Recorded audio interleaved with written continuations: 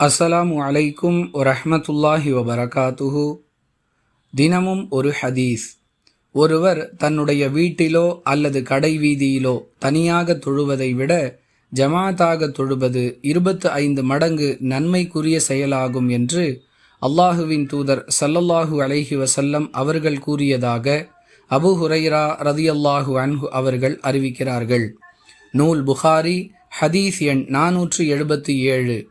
அன்பிற்குரிய அல்லாஹுவின் நல்லடியார்களே, ஆண்கள் மீது ஜமாத் தொழுகை வலியுறுத்தப்பட்ட ஒரு அமலாக இருக்கிறது.